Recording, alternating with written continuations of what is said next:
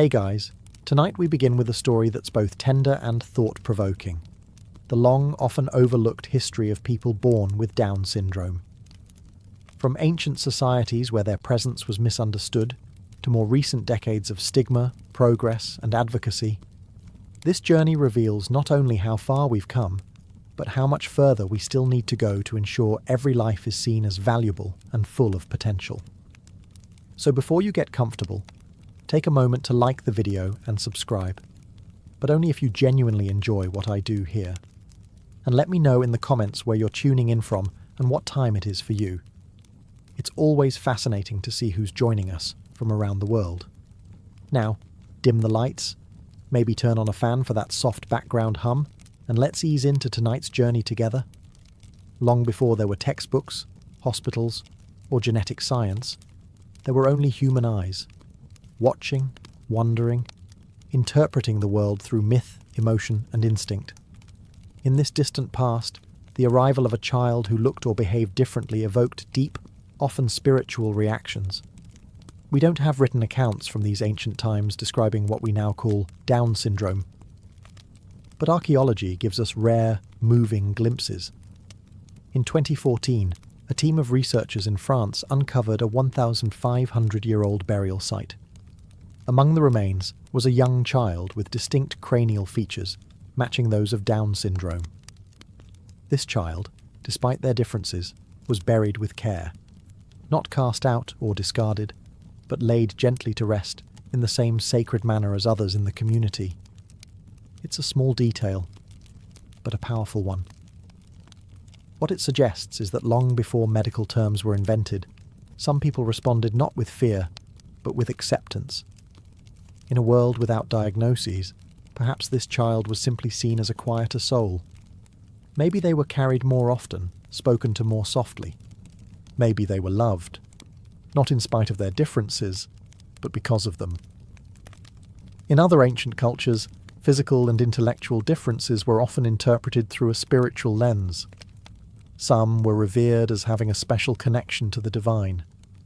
Others, sadly, were misunderstood, feared, or shunned. Without a framework to understand conditions like Down syndrome, the reaction largely depended on the culture, the time, and the temperament of the surrounding people. The fact that we've found more than one ancient burial like this, including possible cases in ancient Rome and the Andes, tells us something quietly profound. People with Down syndrome have always been part of the human family. Always. Their presence is not a modern phenomenon. It is not a flaw to be corrected or a problem to be solved. It is part of the natural diversity of life, a thread woven into the human story since the beginning. These ancient burials whisper to us across time.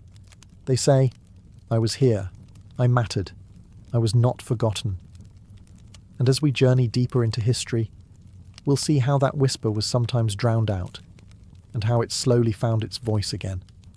As we step into the classical world, ancient Greece, Rome, Egypt, India, and beyond, we enter civilizations rich with myth, philosophy, and symbolism. In these societies, difference wasn't always interpreted medically. Instead, it was often understood through metaphor, religion, and mystery. People who looked or acted differently were often cast in symbolic roles. Some were seen as touched by the gods, vessels of divine will, omens, or cosmic messengers. Others were viewed with suspicion, seen as signs of imbalance, impurity, or ancestral sin. In either case, individuals with cognitive or physical differences were rarely just people. They were symbols. This was the world before genetics, before science. So, if a child was born with Down syndrome, soft facial features, slower speech development, a gentler demeanour, their presence might spark stories rather than diagnoses. Some cultures believed such children were blessed, closer to the spirit world. Others feared they carried bad luck or divine punishment. In Egyptian and Greco-Roman traditions, myths included tales of children born under strange stars or touched by divine forces. There's no clear reference to Down syndrome in these texts. but they reflect a worldview where difference was interpreted as fate or prophecy. Sometimes that brought reverence, sometimes exile. What's important to remember is this: there was no single way of responding. In some villages, a child with visible differences might be raised in the heart of the home, watched over with gentleness. In others, they might be hidden, excluded, or abandoned. Everything depended on the culture's worldview and the hearts of the people nearby. For example, in some ancient Hindu texts, children born with certain characteristics were seen as manifestations of karmic cycles, lives returning in new forms to teach, to heal, or to be healed. While this didn't always translate to inclusive care, it did offer a framework that acknowledged spiritual value in every soul. Still, the truth remains. Without medical understanding, people with Down syndrome were largely left vulnerable to superstition and social control. They weren't yet seen as fully human in the modern sense, not in rights, not in protection, and not in opportunity. They lived on the edges of society, sometimes elevated, sometimes feared, but rarely understood. And that misunderstanding would linger for centuries, reinforced by religion, cloaked in folklore, and later, repackaged by science. The Middle Ages brought with them a cloak of silence, especially for those who lived outside the boundaries of what society considered normal. Between the 5th and 15th centuries, as Europe transitioned from ancient empires to feudal kingdoms, the treatment of people with intellectual disabilities became increasingly shaped by religious dogma, social hierarchy, and fear of the unknown. Children born with Down syndrome in medieval Europe entered a world ruled by strict beliefs. The Church held immense influence, and deviations from the norm were often interpreted through a lens of sin and punishment. A child who did not speak like the others, who learned slowly, or who had distinct facial features might be seen not simply as different, but as evidence of divine disfavour, or worse, demonic influence. In rural villages, news of such a birth could spread quickly. Whispers would fill the streets. Was it the mother's fault? Had the family sinned? Was this child a punishment, a test, or a warning? Because there was no scientific framework to explain genetic conditions, imagination filled the void. And imagination, when guided by fear, often leads to cruelty. Many of these children were hidden from view. They might be raised quietly at home, kept indoors, rarely seen in public. Some were given over to monasteries or convents, where the religious were tasked with caring for the sick and the vulnerable. In some cases, this offered safety, food, shelter, and a quiet life. In others, it meant institutional isolation, far from family or affection. But the medieval world wasn't entirely heartless. There are fragments of compassion tucked within these centuries. Certain religious orders saw every soul as sacred, regardless of ability. There are recorded instances of monks referring to people with intellectual disabilities as innocents, spiritually pure, closer to God. In those rare cases, kindness was extended, even if full inclusion remained out of reach. Still, for most, this was an age of silence. Without language to describe Down syndrome, without community support or advocacy, families were left to navigate the unknown alone. Their stories went unwritten, their lives mostly undocumented. They were present, always, but history passed them by, leaving only traces in artwork, parish records, or burial sites. And yet, even in this shadowed age, they endured, quietly, waiting for a world that could one day see them clearly. Though the medieval period is often remembered for its cruelty toward those who were different, not every story is one of fear, rejection, or superstition. Hidden among the darker pages of history are moments of quiet compassion, acts of care that defied the norms of the time and revealed the enduring humanity of the people who lived it. In small communities and remote villages, families sometimes responded to a child born with Down syndrome, not with shame, but with acceptance.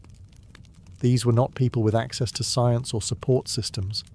They were farmers, craftspeople, mothers, and fathers, responding not as scholars, but as parents.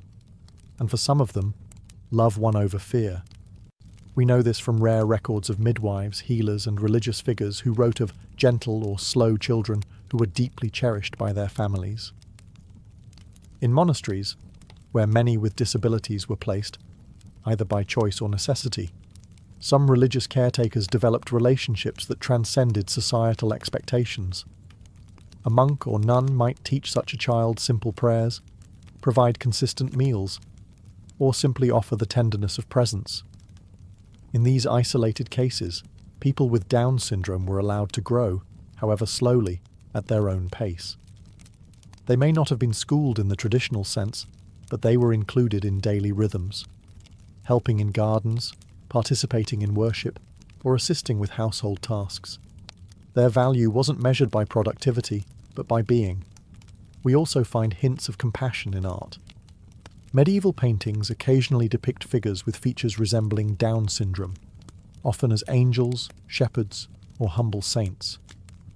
Whether the artists were intentionally portraying individuals with the condition or simply inspired by those they knew, the message endures.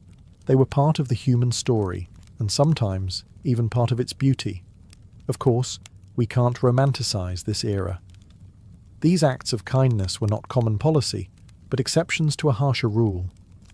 Most individuals with Down syndrome still faced exclusion, mockery, or invisibility. But the exceptions matter. They remind us that even in the most rigid and fearful times, there were always people willing to see differently. People who looked past superstition and status. People who chose to care. Not because they had to, but because something in them refused to do otherwise. And in these simple, defiant acts of compassion, the future began to take root. As Europe emerged from the medieval period and stepped into the scientific curiosity of the 17th and 18th centuries, the way society viewed people with disabilities began to shift. Faith and superstition slowly made room for observation and classification. It was the dawn of modern medicine, and with it came a new kind of attention: the medical gaze. For centuries, individuals with Down syndrome had existed on the margins, whispered about, cared for in silence, or ignored altogether. But in 1866, a British physician named John Langdon Down changed that. Working at the Royal Earlswood Asylum for Idiots in Surrey, he published a paper titled Observations on an Ethnic Classification of Idiots, in which he described a group of patients who shared certain distinct features: almond-shaped eyes, a rounder face, a shorter stature, and gentle behaviour. He didn't know the cause. Chromosomes hadn't been discovered yet, but he saw a pattern. And so, unintentionally, he gave the world the first medical description of what we now call Down syndrome. His language, however, reflected the prejudices of his time. Langdon Down compared his patients to people of Mongolian ethnicity, a term he used based on outdated racial theories that were sadly common in Victorian science. He called the condition Mongolism, a label that would linger, painfully, for over a century. Though offensive by today's standards, it's important to recognise that Langdon Down's intentions weren't rooted in cruelty. In fact, compared to many of his peers, he believed in humane care. He emphasised kindness, structure, and dignity for his patients, even as the system they lived in remained deeply flawed. With his paper, something both powerful and problematic began. People with Down syndrome were now seen as a type, a diagnosable category. This had consequences. On one hand, it allowed researchers to study the condition, eventually leading to medical advances. On the other, it reduced individuals to a diagnosis, a set of traits, an object of study. For the first time, people with Down syndrome were no longer invisible. But now, they were being watched, analysed, classified. Their humanity? Still often overlooked. Still, this moment marked a turning point. The road to understanding had begun, and though that road would pass through some very dark places in the years to come, it also laid the groundwork for discovery, advocacy, and eventually, empowerment. As the 19th century gave way to the 20th, The industrial world was booming. Cities were expanding, technology was advancing, and systems were being built to organize nearly every aspect of human life. Among these were institutions, sprawling facilities designed to house people who didn't quite fit the mold of a rapidly modernizing society. For individuals with Down syndrome, these institutions became both a refuge and a prison. Families, especially those in working-class communities, were told by doctors, clergy, or local officials that their child would be better off in a specialized facility. These institutions promised safety, structure, and expert care. But the reality was often far grimmer. Many of these places were overcrowded, underfunded, and severely lacking in trained staff. Children with Down syndrome were placed alongside individuals with vastly different conditions, from mental illness to severe physical disabilities. There was little personalization, even less understanding, and almost no opportunity for growth. Residents wore uniforms, followed rigid schedules, and had little say in their daily lives. For decades, this system was seen as progressive. In fact, some families believed they were doing the right thing, sparing their children from the stigma and struggle they might face in the outside world. But for the children themselves, the experience was one of disconnection. They were removed not only from society, but from their families, their communities, and often their sense of self. Institutionalization also allowed the broader public to ignore the existence of people with Down syndrome. Out of sight became out of mind. Schools didn't adapt, workplaces didn't accommodate, and the myth persisted that these individuals couldn't learn, couldn't grow, and didn't belong. There were exceptions, of course. A few institutions offered genuine care, where staff treated residents with patience and warmth. Some children formed lasting friendships, even family-like bonds, with one another and with the rare caregivers who saw their value. But these were islands of light in a sea of systemic neglect. Perhaps the most heartbreaking part of this era is how many bright, kind, and capable individuals lived their entire lives behind locked doors. Not because they were dangerous, but because the world wasn't ready for them. This chapter in history is a sobering one. But it's also a setup, because the tide would eventually turn, and the people once hidden away would begin to step into the light, not alone, but with their families, advocates, and a voice the world could no longer ignore. As the 20th century unfolded, science and medicine continued to progress, but not always in the right direction. What should have been a time of growing understanding for people with Down syndrome became, instead, a period where cold theories and dangerous ideologies stripped away humanity. This was the age of eugenics. Born out of a misguided desire to improve the human race, the eugenics movement took hold in many parts of the world. It wasn't confined to fringe thinkers. It was embraced by governments, doctors, universities, and public health campaigns, all under the pretense of science. People with Down syndrome were labelled as unfit, defective, and a burden on society. The logic was chilling. If certain traits were seen as undesirable, then perhaps they could be prevented or eliminated through sterilization, institutionalization, or selective breeding. And so, in countries like the United States, Canada, Sweden, and the UK, laws were passed that allowed the forced sterilization of individuals with intellectual disabilities. Many young women and men with Down syndrome were unknowingly or forcibly sterilized without consent, often under the guardianship of the state. They were denied the right to parenthood, to family life, or even to basic bodily autonomy. The very things that make us human, love, connection, choice, were systematically denied. But nowhere was this ideology more violently applied than in Nazi Germany. Under Adolf Hitler's regime, the concept of a pure race took on horrifying consequences. The so-called T4 program targeted children and adults with disabilities, including Down syndrome, for extermination. Thousands were taken from their families and murdered in clinics masquerading as hospitals. Some were starved, others were poisoned by gas or lethal injection. Their deaths were hidden in bureaucracy, listed as pneumonia or heart failure. Their names were erased their existence declared life unworthy of life. These acts were not crimes of war, they were policy, and they were carried out in the name of progress. This chapter in history must never be forgotten. It is a brutal reminder of how easily science, when divorced from ethics and compassion, can be used as a weapon. But even in those darkest days, there were people, parents, nurses, quiet resistors, who fought to protect these lives, who saw their worth, who whispered the truth the world refused to hear. They are the ones who planted the seeds of the resistance that would follow. In the heart of Nazi Germany, beneath the rhetoric of purity and strength, lay one of the most sinister chapters in the history of disability, the T4 program, a state-sponsored euthanasia operation that specifically targeted children and adults with disabilities, including those with Down syndrome. It began quietly. Letters were sent to German families, asking them to bring their disabled children to special clinics for better treatment, education, and care. Parents, hopeful and desperate, believed they were doing what was best. But once the children arrived, they were never seen again.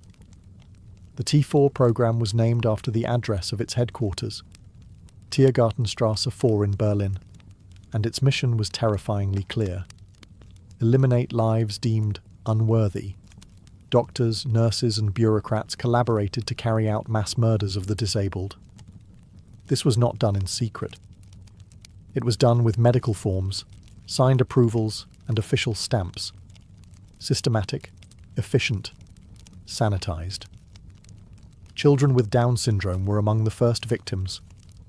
They were often the youngest, the most visibly different, and the most vulnerable. Some were killed within days of arrival. Others were kept for observation, studied like specimens, and then euthanized. Their families were sent falsified death certificates, causes of death carefully altered to avoid suspicion. The deception was as cruel as the act itself.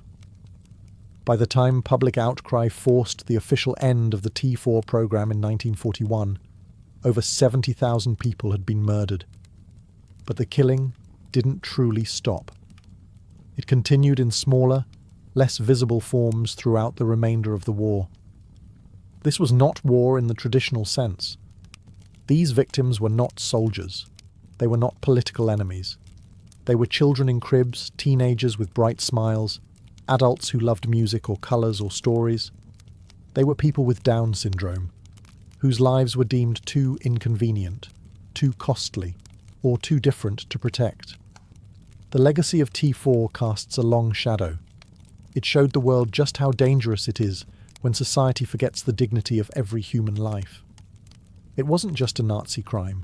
It was a human crime, one enabled by silence, stigma, and the belief that some lives matter more than others. But out of that darkness, something began to stir, an awakening. The world, horrified by what had happened, began to ask deeper questions about inclusion, ethics, and the meaning of care. It would be a long road to healing, but the reckoning had begun. In the aftermath of World War II, as the world reckoned with the unimaginable horrors of the Holocaust, something began to change. Slowly, quietly, but undeniably. The global community had seen, in stark and brutal terms, what happened when entire groups of people were devalued, dehumanized, and discarded. And while this reckoning initially focused on race and religion, it soon extended to people with disabilities, including those with Down syndrome. The moral shock of the T4 program ignited a movement. Parents who had once been told to give up their children, who had been pressured to institutionalize or stay silent, began to speak out. They were no longer willing to accept a life of confinement and shame for their children.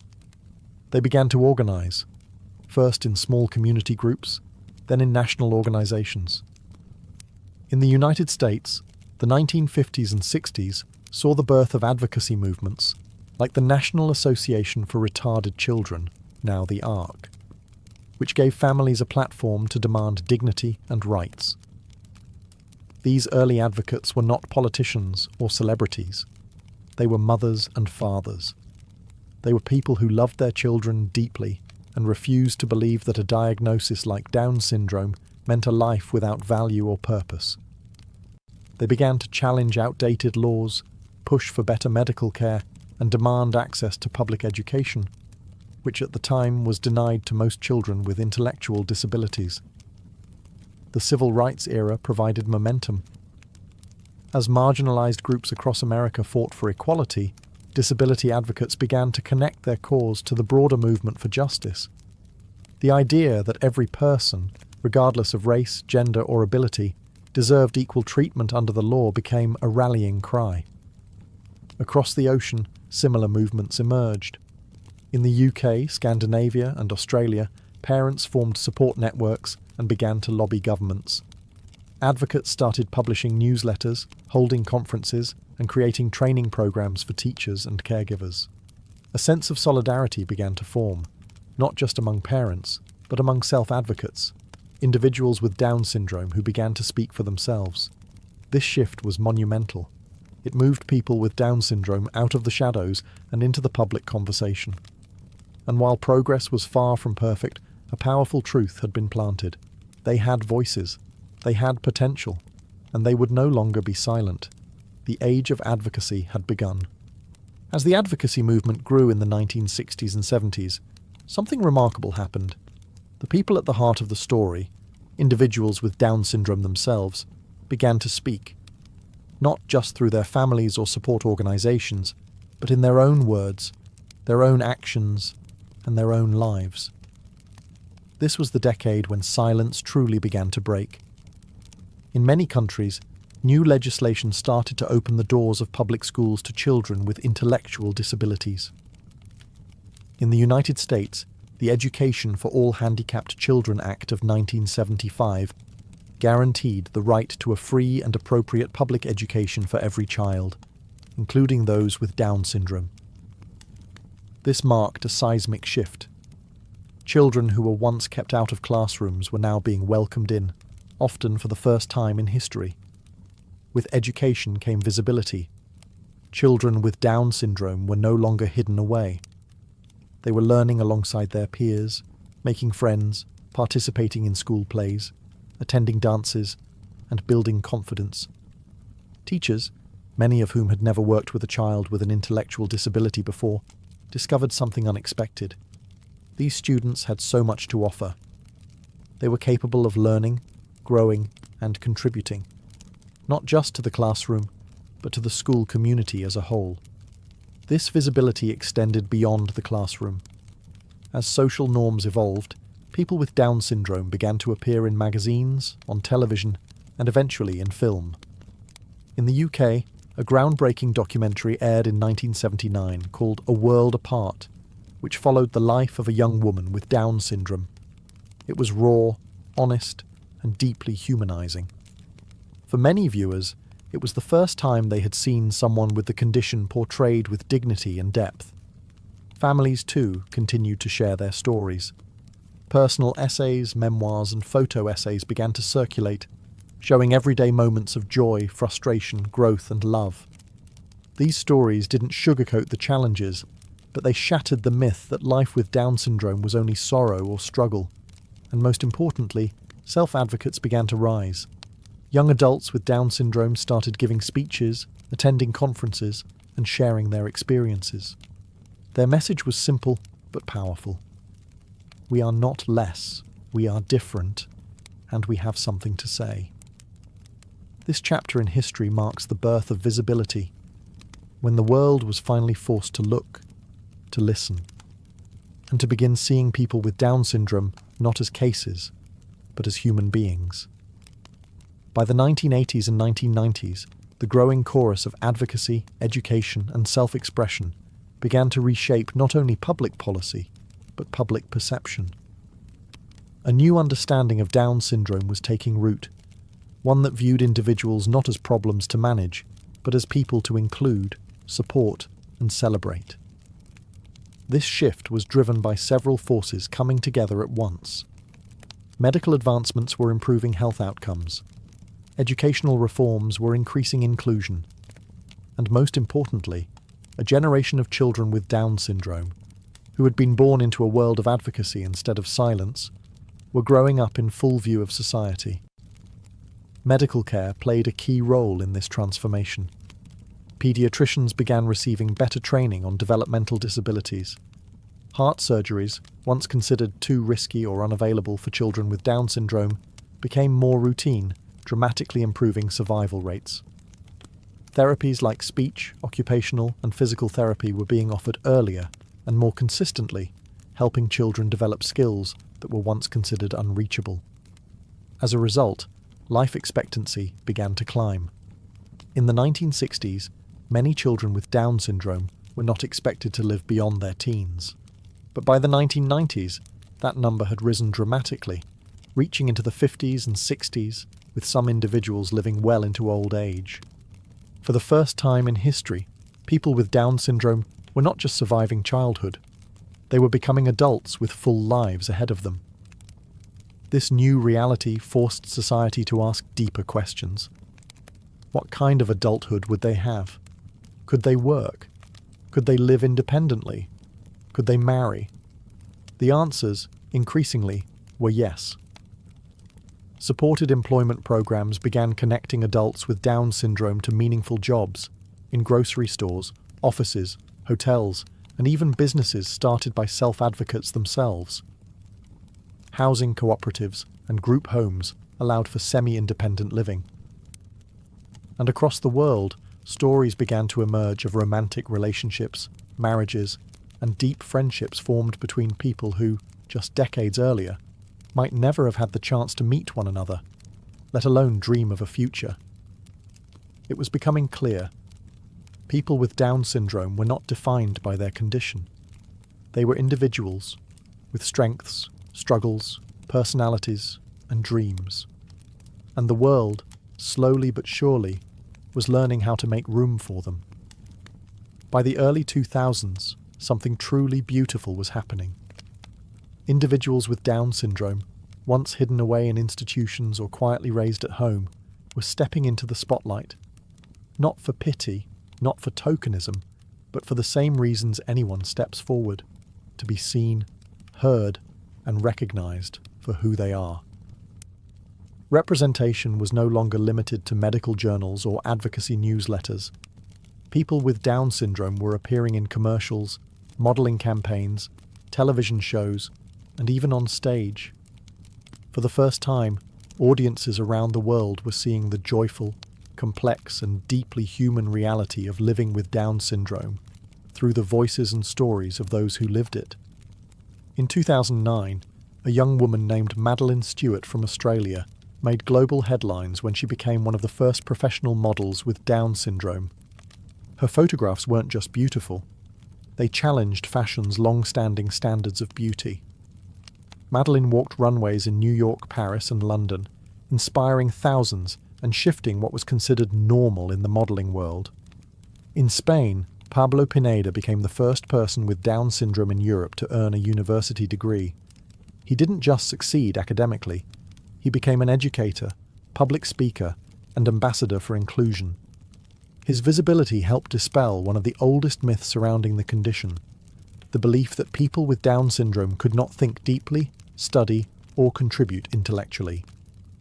Television shows began featuring characters played by actors with Down syndrome, not as side notes, but as fully developed roles. In the US, Lauren Potter starred in the hit series Glee, bringing visibility and confidence to a new generation of viewers. Her advocacy, both on and off screen, helped normalize what had once been misunderstood. But this wasn't just about fame. It was about everyday visibility. People with Down syndrome working in bakeries, greeting customers at hotels, living in apartments, and celebrating birthdays with their communities. It was about classmates, co-workers, neighbours, and friends. Representation mattered because it gave people with Down syndrome a mirror, a way to see themselves in the world. And it gave the rest of society a window into their world, one filled with humour, love, ambition, and individuality. From hidden to seen, from misunderstood to embraced. This was the power of presence, and the world was watching, finally, with open eyes. Despite all the progress, In medicine, advocacy, and visibility, the journey toward full inclusion for people with Down syndrome is far from over. Today, we live in a world of both celebration and contradiction. While many societies have taken meaningful steps forward, others still struggle to accept, support, or even recognize the value of lives that don't fit into conventional expectations. One of the most sensitive and complex issues is prenatal screening. With advances in genetic testing, many expectant parents around the world now have the option to know, early in pregnancy, whether their child might have Down syndrome. And while information can be empowering, it can also lead to difficult decisions, especially in cultures where disability is still feared or misunderstood. In some countries, particularly in parts of Europe and Asia, termination rates following a prenatal diagnosis of Down syndrome are alarmingly high, reaching over 90% in some regions. This raises deeply emotional questions. Are these choices truly free, or are they shaped by societal pressure, lack of support, and fear of the unknown? Many parents have shared that they were given the diagnosis in cold clinical terms, with a long list of risks, but little mention of joy, growth, or possibility. Few were introduced to families raising happy, thriving children with Down syndrome. Fewer still were told about the growing community of adults living fulfilling, independent lives. In this silence, fear grows. The issue isn't about judgment, it's about understanding. The truth is, many societies still haven't made space for people with Down syndrome to be fully included in education, employment, housing, or relationships. Too often, parents are left to navigate these systems alone, and children are still met with lowered expectations, limited access, or subtle exclusion. There's also the challenge of tokenism. Representation is growing, but sometimes it's treated as novelty instead of normalcy. A few success stories are celebrated loudly, while many still live on the margins, unseen. And yet, in the face of these challenges, the movement continues. Advocates, including people with Down syndrome themselves, are pushing for better policies, deeper inclusion, and a cultural shift toward true acceptance. Because the ultimate goal isn't just awareness, it's belonging. A world where no one with Down syndrome is seen as a mistake, but as a life worth living, loving, and lifting up.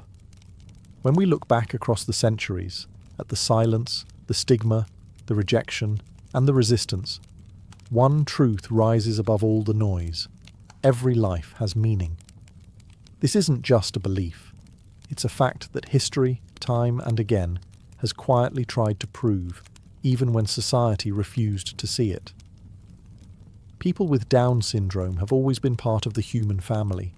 From ancient burial sites to medieval villages, from the cold halls of 19th century institutions to the red carpets of the 21st century, they have been here, living, laughing, struggling, surviving, teaching. What they have offered the world isn't always loud or glamorous. It's quieter, but no less powerful. Their lives often radiate gentleness, honesty, and emotional intelligence. Many who live or work with individuals with Down syndrome speak of a rare kind of sincerity, a disarming warmth that can shift an entire room. Not because they're inspirational, but because they are present, real, and deeply human. We must resist the temptation to romanticize or flatten their experiences. A person with Down syndrome, like anyone else, is complex, capable of joy, frustration, ambition, sadness, and love. Their lives are not without challenge, but they are not defined by limitation. They are not symbols of purity or tragedy. They are individuals, with their own voices, stories, and agency. And their presence in this world reminds us of something vital. Humanity is not measured by IQ, productivity, or perfection. It is measured by connection, by kindness, by the capacity to love and be loved. When we say that every life has meaning, we're not offering charity.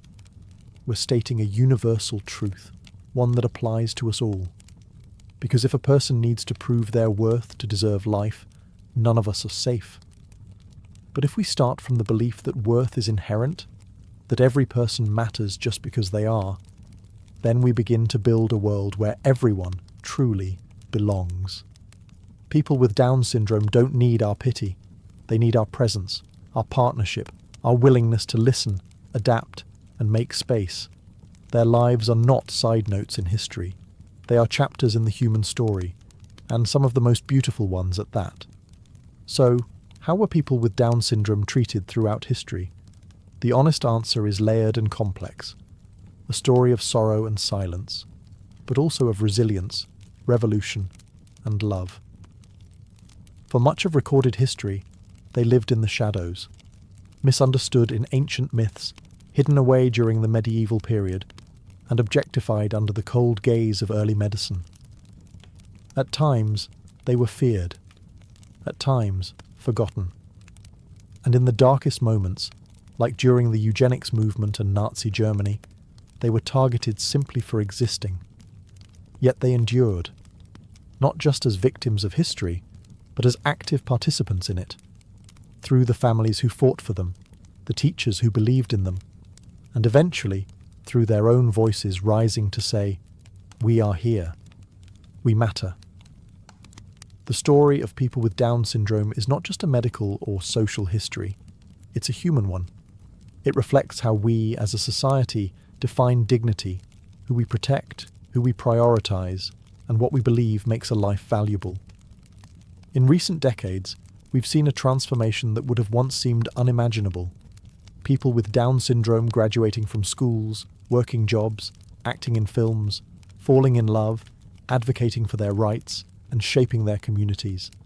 From exclusion to celebration, the arc of this journey speaks not only to their strength, but to our collective potential to evolve. But this progress did not happen by accident. It came from love, fierce, stubborn, and persistent love, from parents who refused to accept silence, from doctors who chose empathy over protocol, from educators who saw ability where others saw deficit, and from people with Down syndrome themselves, who lived authentically in a world that often underestimated them. That legacy of courage, presence, and perseverance is still being written today.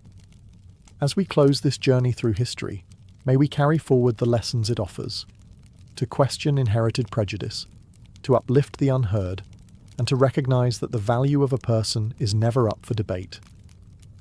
People with Down syndrome are not anomalies in the human story. They are threads in its very fabric, woven with grace, endurance, and the quiet power of being fully, unapologetically alive. Thank you for listening. If this story moved you, consider liking the video and subscribing for more human-centered history. And tell me, where are you watching from and what time is it? I'd love to know who's with us tonight. Until next time, stay kind, stay curious, and take care. Long before the invention of writing, before kingdoms were carved into stone or temples rose under the sun, humans felt the urge to adorn themselves. Jewelry, in its raw, primal form, may be one of the oldest expressions of human identity. It began not with gold or diamonds, but with what nature offered. Shells, bones, teeth, stones, feathers. The oldest known pieces of jewellery were discovered in a cave in Morocco. 33 perforated Nassarius shells believed to be over 100,000 years old. Threaded together as beads, they were likely worn as necklaces or anklets. They may seem simple to our modern eyes, but these were revolutionary artifacts. They signalled a leap in symbolic thinking, the ability to represent status, group affiliation, or spiritual belief through objects worn on the body. In prehistoric cultures, jewellery was not made for vanity. It was communication. A necklace of animal teeth might suggest a hunter's prowess. A string of shells could symbolise fertility, trade, or kinship. In many early burial sites across Europe and Africa, skeletons are found with ornaments placed carefully around the neck, wrists, and ankles. Evidence that jewellery played a role in rituals of death and remembrance, guiding souls into the afterlife, or marking them as members of a sacred lineage. Even among nomadic and tribal communities, where survival was the primary concern, Time was devoted to crafting adornments. Pieces were shaped, polished, engraved. Pigments were applied. These acts show us that jewellery wasn't frivolous. It was central to the human experience, a way to carry meaning, memory, and magic. What's especially fascinating is that this early jewellery emerged independently in different parts of the world. From Siberian mammoth ivory bracelets to African ostrich shell beads, cultures separated by oceans and language all turned to ornamentation. Why? Because jewellery satisfies something universal: the need to belong, the need to express, the need to transform the body into something more than just flesh and bone. Long before precious metals and royal crowns, jewellery was deeply human, a silent language of identity, protection, beauty, and belief. It was our first sparkle, and from that first glint of a bead strung through twine, an entire world of adornment was born. As early human societies evolved into great civilizations, so too did the art of jewellery. In the cradle of civilization, Mesopotamia, gold became not just a metal, but a language of power and prestige. Artisans of Sumer, Akkad, and Babylon crafted intricate pieces from gold, silver, and precious stones like carnelian, lapis lazuli, and agate. Jewellery adorned not just the living, but the statues of gods, as offerings in temples glistening with sacred light. Mesopotamian jewellery was deeply symbolic. Spiral motifs represented eternal life, while geometric patterns spoke of cosmic order. Women of high status wore elaborate headdresses, bracelets, and pendants, often buried with them to ensure continuity in the afterlife. These items weren't mere accessories. They were extensions of divine favour, political power, and cultural sophistication. Meanwhile, in the rich, sun-drenched land of Egypt, jewellery reached an even deeper spiritual resonance. Gold, abundant in Nubia and treasured by the Egyptians, was considered the flesh of the gods, incorruptible, eternal, and sacred.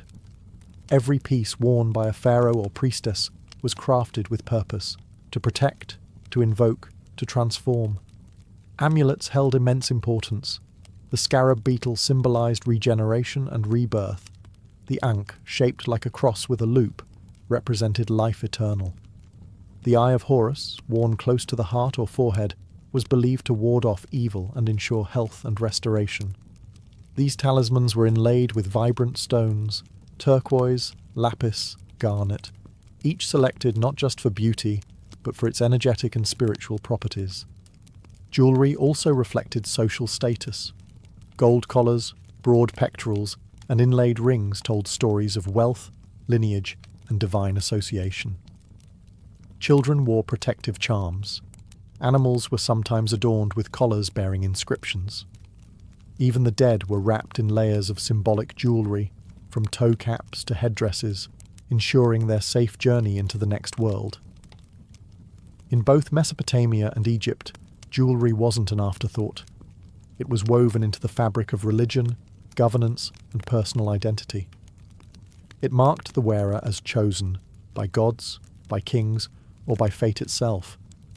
This era set the stage for what jewellery would continue to be: a shimmering extension of the soul, a coded language of beauty, power, and protection, forged in fire, polished by belief.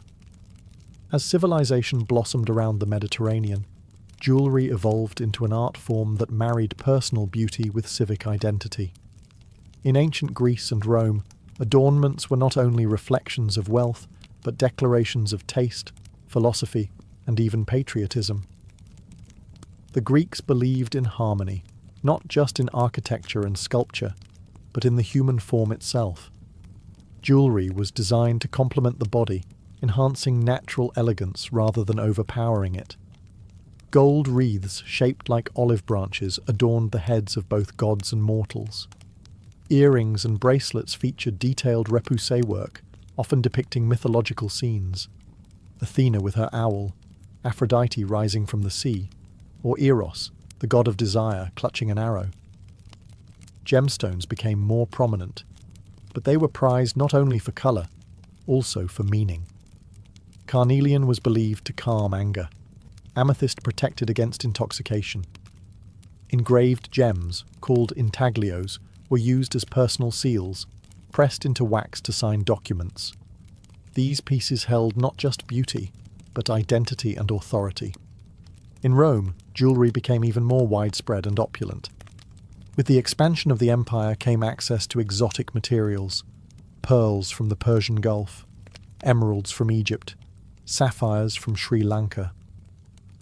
Roman women, especially of the upper class, wore layers of adornment, from elaborate fibulae, brooches, that held their garments together to rings on nearly every finger. Men, though more restrained, still wore signet rings and amulets, often inscribed with protective symbols or family crests. Jewellery in Rome also crossed the lines of class. Freed slaves, once given citizenship, would wear gold rings as a mark of their new status. Soldiers returning from conquest often bore spoils of war in the form of jewellery, not just for personal use, but as offerings to the gods. But it wasn't all vanity. Many items were worn for protection. The bulla, a locket worn by Roman children, held amulets to guard them from evil spirits. Even emperors believed in the power of charms.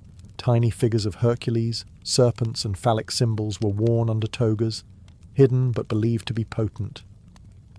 For the Greeks and Romans, jewellery was more than accessory. It was biography. Each piece told a story, of lineage, of virtue, of belief. It announced who you were, what you valued, and sometimes who you prayed would protect you. While the Mediterranean world shaped jewellery through aesthetics and empire, the East, particularly India, forged a path where adornment became inseparable from spirituality, ritual, and the rhythms of life itself. In India, jewellery was not merely decorative. It was sacred. It was symbolic. It was, and still is, part of the soul's language. From the Indus Valley civilization around 2500 BCE, archaeologists have uncovered beautifully detailed bangles, nose rings, and bead necklaces crafted from carnelian, gold, and faience. Even then, Indian artisans showed extraordinary skill and an intuitive sense that jewellery was not just worn, it was lived in. Unlike the West, where jewellery often indicated wealth alone, in India it served as a kind of visual scripture, telling stories of love, fertility, protection, and divinity. Gold was, and remains, the most revered material. It's associated with Lakshmi, the goddess of prosperity, and considered pure, auspicious, and eternal. Women often receive gold jewellery at birth, during marriage, and as part of inheritance, not just as gifts, but as security, spiritual armour, and a symbol of their worth. Each part of the body had its own sacred ornament. Mangtika for the forehead, believed to stimulate the sixth chakra. Jhumkas for the ears, anklets that sang with every step, and toe rings that symbolized marital status. Bangles worn in pairs were said to bring harmony to a woman's energy, while nose rings linked her to sensuality and strength. But Indian jewellery wasn't limited to women. Kings wore gem-studded turbans, jewelled armlets, and rings that carried the weight of dynasties. Warriors went into battle with talismans tied around their necks or wrists, pieces blessed by priests to bring courage or ward off death. In other parts of the East, such as China and Southeast Asia, jade became the stone of immortality. It was more prized than gold, believed to preserve the spirit and harmonize the body. Dragons, phoenixes, and lotus flowers were carved into pendants worn from birth until death, and often buried with the wearer to guide them into the next world. Across the East, jewellery was, and remains, a form of prayer, power, and poetry. It speaks without words, protects without swords, and decorates not just the body, but the journey of life itself. In medieval Europe, jewellery took on new forms and new meanings, shaped by a world torn between the splendour of royalty and the solemnity of religion. This was a time when crowns were considered divine symbols, when rings sealed fates and alliances, and when even the humblest pendant could carry the weight of a prayer. As Christianity spread across Europe, jewellery evolved from pagan amulets to sacred symbols of faith. Crosses became common pendants, worn to protect and to proclaim devotion. Relics, fragments of saints' bones, pieces of holy cloth, even drops of what was believed to be Christ's blood, were encased in ornate reliquaries and worn close to the heart. These were not just objects of beauty, they were considered spiritually charged, capable of healing or intercession. Monasteries and churches commissioned goldsmiths to craft elaborate chalices, bishop's rings, and rosary beads strung with pearls or jet. Every piece served a function: to inspire awe, demonstrate piety, or signify authority. Jewellery was no longer just personal, it had become political and theological. In royal courts, jewellery was a statement of lineage and legitimacy. Crowns, sceptres, and brooches were embedded with sapphires, rubies, and emeralds, not just for beauty, but for symbolism. Sapphire stood for wisdom and divine favour, ruby for courage and passion, emerald for fertility and rebirth. Kings and queens used these gems like language, crafting a message with every stone. Feudal lords exchanged rings to seal oaths of loyalty. Knights were given jewelled tokens, sometimes a lady's brooch or a locket, to carry into battle, worn over armour as both a charm and a symbol of their cause. Rings of mourning, too, became common, engraved with names and dates, worn in memory of lost loved ones, their sentiments sealed in gold. Among the rising merchant class, sumptuary laws dictated who could wear what. Jewellery became a visible boundary between classes, pearls for the elite, base metals for commoners.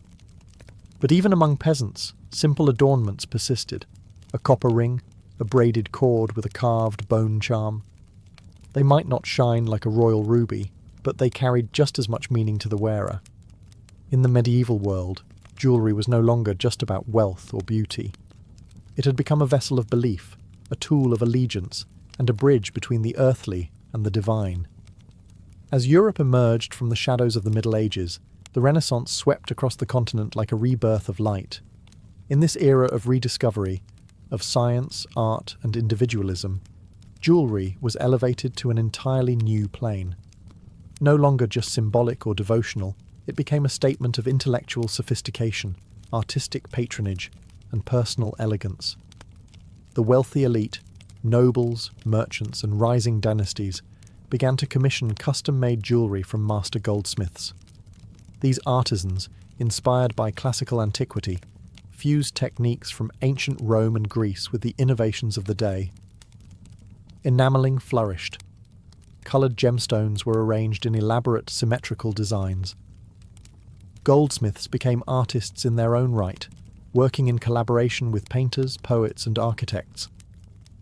Portraits from the 15th and 16th centuries show nobility adorned in delicate chains, jewelled hairnets, and neck pieces set with rubies, sapphires, and pearls. Jewellery wasn't merely decorative, it was a coded language. A locket could contain a lover's portrait or a lock of hair. A brooch might feature allegorical figures: Cupid for love, the phoenix for rebirth, or the Ouroboros, a serpent eating its own tail, to symbolise eternity. Religious jewellery still had a place, but it became more personal, less institutional. Tiny devotional pendants, etched with saints or biblical scenes, were hidden inside elaborate designs. Rosaries were strung with gold and coral beads, carried as much for status as for prayer. The Renaissance also saw the emergence of the gemstone as more than a symbol. It became a centerpiece. Cutting techniques improved, and gem merchants travelled far and wide to acquire diamonds from India, emeralds from Colombia, and pearls from the Persian Gulf. These stones weren't just worn. They were marvelled at, written about, and even passed through courts as diplomatic gifts. Women's jewellery was layered and opulent: girdles hung with trinkets, earrings with dangling pearls, collars thick with gems. Men wore chains of office, jewelled rings, and ornamented sword hilts. Jewellery became a wearable canvas, a blend of identity, aspiration, and artistry. In the Renaissance, beauty was divine, and jewellery, worn close to the body, became a way to express that divinity in gold, stone, and form, not as a whisper of status, but as a radiant, undeniable declaration of self. As the Renaissance gave way to the Baroque era, jewellery transformed once again, this time into a theatrical display of opulence, wealth, and global reach. From the 17th to the early 18th century, adornment became more dramatic, more extravagant, and more politically charged. Jewellery was no longer just a matter of taste. It was a proclamation of dominance, both personal and imperial. The courts of Europe, especially those of Louis XIV in France and the Habsburgs in Spain and Austria, embraced adornment as a performance. Necklines plunged, collars rose, and every exposed surface became an opportunity for decoration. Women wore bodices covered in gemstone clusters, while men draped themselves in heavy gold chains and gemstone-studded insignia. Hairpins, shoe buckles, gloves, and even fans were encrusted with precious stones. What fueled this explosion of glitter was more than just art. It was conquest. European powers were now expanding across the globe. The riches of India, Africa, and the Americas flooded into royal treasuries. Diamonds from Golconda, emeralds from Colombia, and gold mined by colonized labor became the raw material for European luxury. Jewelry became a display of colonial power, the sparkling reward of imperial ambition.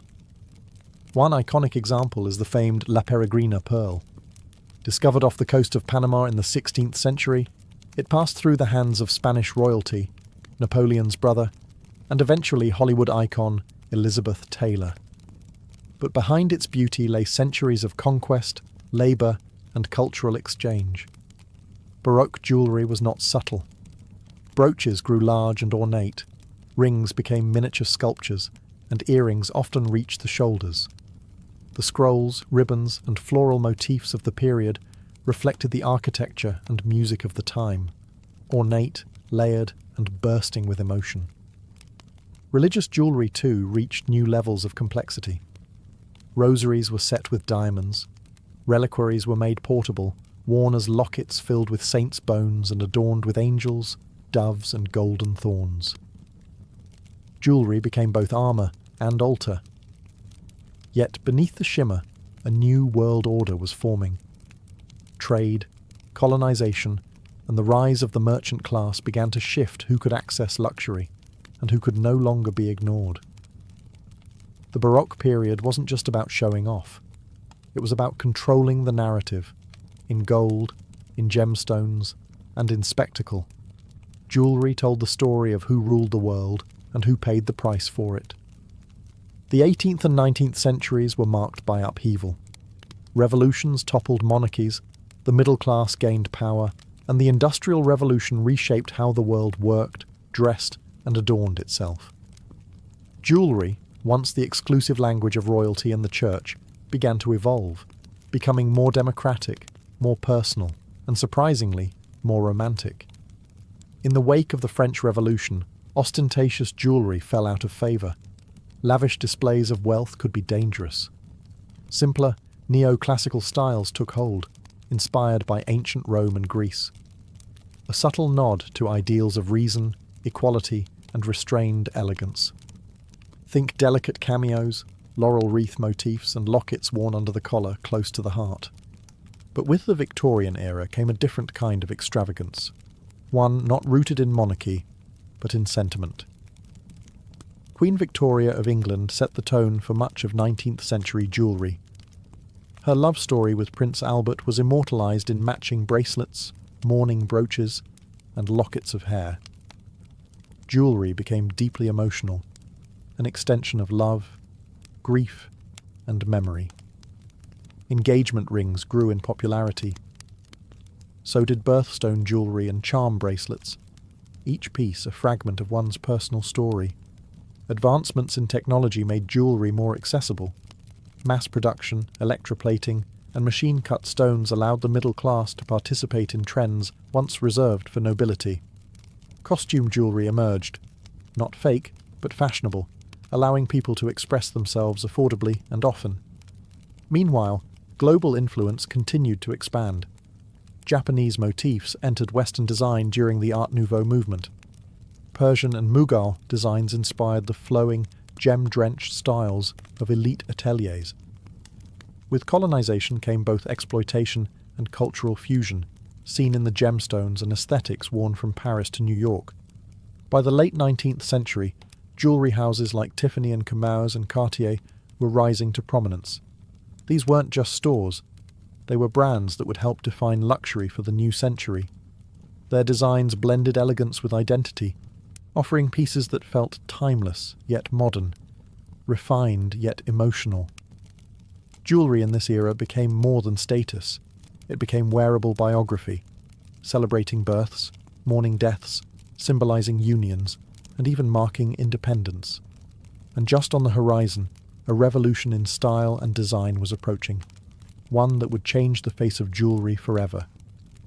The 20th century shattered traditions and redrew boundaries, in politics, in art, and most certainly in jewellery. From the Art Deco movement to street fashion, from the glittering red carpet to hand-woven tribal beads, jewellery became more than ornamentation. It became self-expression, a statement not just of status, but of identity, resistance, and reinvention. The early 1900s ushered in the bold geometry of Art Deco. Inspired by industrial design, Egyptian archaeology, and Jazz-Age glamour, this style celebrated clean lines, symmetry, and contrast. Platinum, onyx, and diamonds were favourites. Women wore long, linear earrings and flapper-style necklaces. Men adorned themselves with cufflinks and tie bars. It was a celebration of modernity, jewellery for a world speeding into the future. World wars temporarily shifted fashion toward restraint, but post-war prosperity reignited sparkle. In the 1950s, Hollywood shaped jewellery trends. Stars like Marilyn Monroe and Audrey Hepburn made diamonds and pearls synonymous with elegance. Meanwhile, houses like Cartier, Van Cleef & Arpels, and Harry Winston became symbols of global luxury, merging royalty with celebrity. By the 1960s and 70s, jewellery began to reflect rebellion. The counterculture movement embraced handmade, spiritual, and nature-inspired pieces. Beads, leather, and turquoise became signatures of the free spirit. In contrast, the disco era of the 80s brought maximalism back. Gold chains, oversized earrings, and bold gemstones mirrored a decade of ambition and excess. Then came identity jewellery, pieces worn to say, "This is who I am." Pride pins, nameplate necklaces, zodiac pendants, political brooches. Jewellery became a canvas for culture, belief, gender, and belonging. It told the world where you stood, who you loved, or what you survived. In recent years, the conversation around jewellery has expanded to include sustainability, ethics, and story. Lab-grown diamonds challenge old definitions of value. Heirloom redesigns give new life to family history. Artisan revival movements celebrate indigenous craftsmanship and community over mass production, and digital culture plays its part. A piece of jewellery today might trend on Instagram, be handcrafted by a local maker, or symbolise a cause close to the heart. No longer confined to gold or diamonds, jewellery is now as diverse as the people who wear it. It's not just about shine, it's about meaning. From Mesopotamian amulets to digital-era signet rings, jewellery has always spoken. And as long as humans long to express who they are, it always will. On the shimmering coastline of southern Italy, not far from the chaos of modern Naples, there lies a place that once rivaled the grandeur of Rome itself, Baiae. Today, it's quiet, partially submerged, and largely forgotten by time. But beneath its tranquil waters and weathered ruins, something extraordinary lingers. A chamber lost to the sea, carved deep into volcanic rock, shrouded in steam and legend. They call it the Oracle Tomb, and some whisper it may be a literal gateway to the underworld. To the ancients, Baiae wasn't just a city. It was a sanctuary of pleasure and prophecy, vice and vision. It rested on the restless earth of the Campi Flegrei, the burning fields, a vast volcanic caldera where the ground shifts, breathes and smoulders. Gases hiss from cracks in the earth, waters bubble unnaturally. It's a place where the physical world feels thin, as if something else lies just beneath it.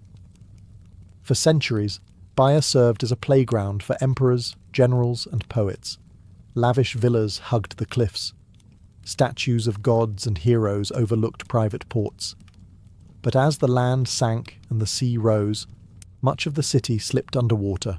The marble promenades and mosaic floors now lie beneath waves, preserved in silence, untouched by air, watched only by fish and the occasional diver.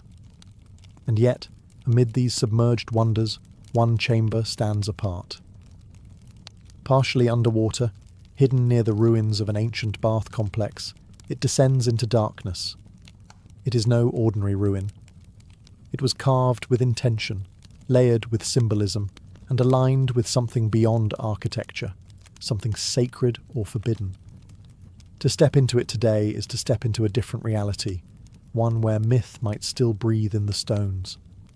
Modern archaeologists gave it a name, the Oracle Tomb, but older voices called it something else, the Antrum, the Cavern, a place where the veil between the living and the dead wore thin, where prophecy could be drawn from vapours, and where those brave enough could descend not just into earth, but into the very imagination of ancient Rome.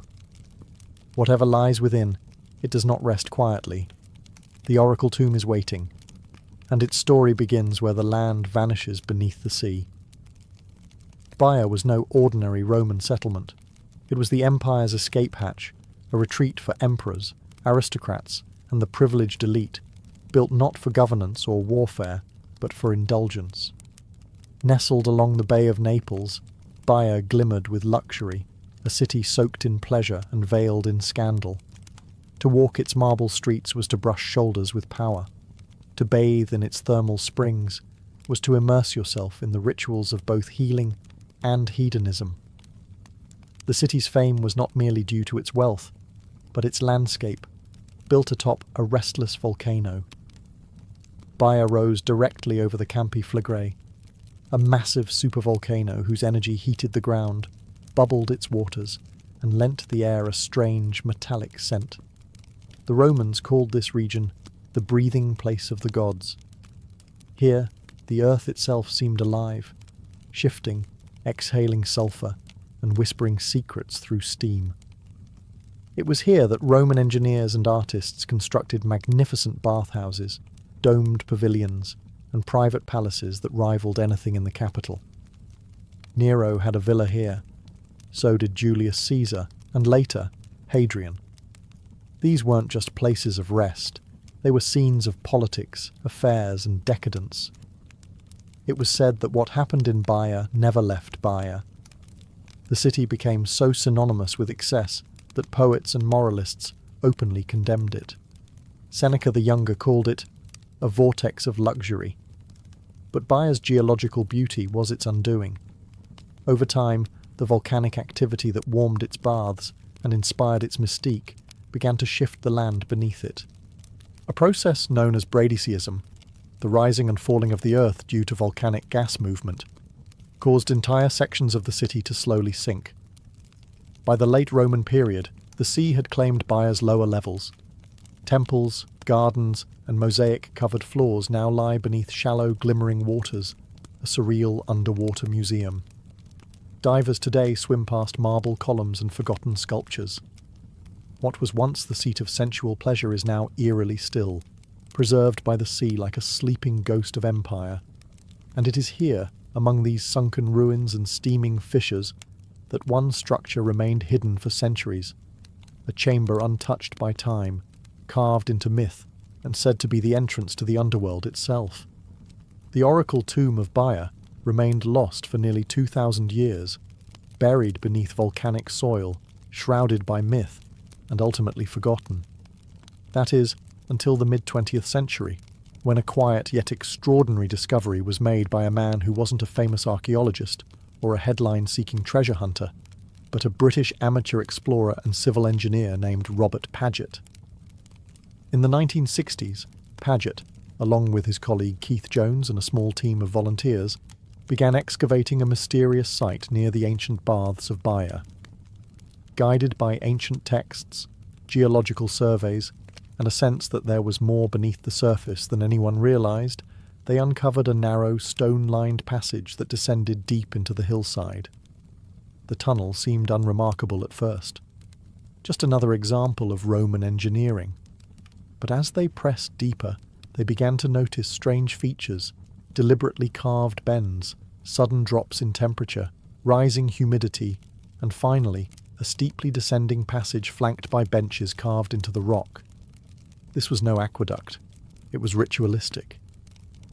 The deeper they went, the more it resembled something sacred or forbidden. Their excavation revealed a carefully engineered journey downward, culminating in a chamber partially submerged in water.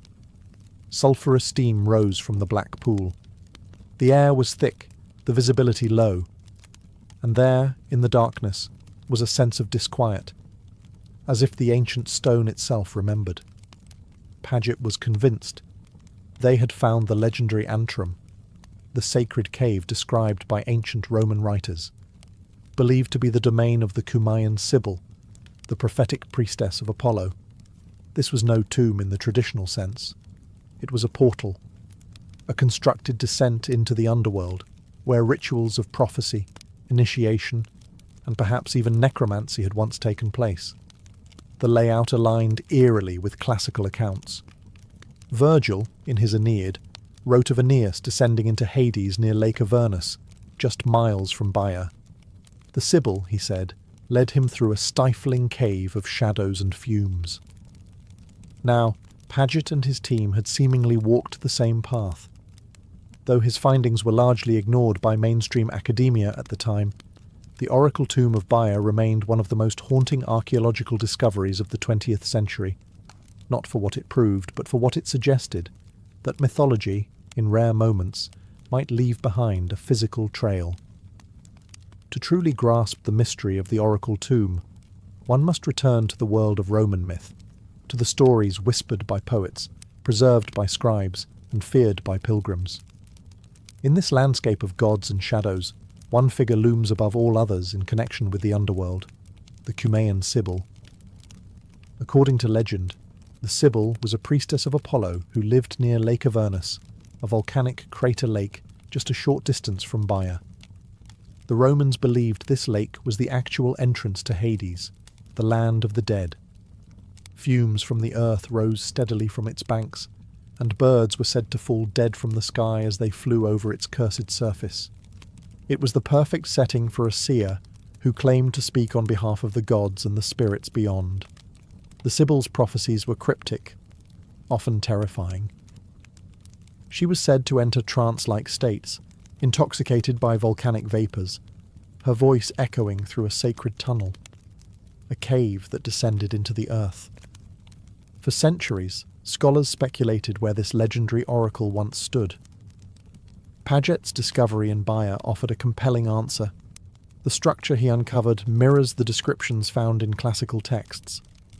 Virgil, writing in the Aeneid, described a dark passage, hot with the breath of the earth, where the hero Aeneas was led by the Sibyl to commune with the dead.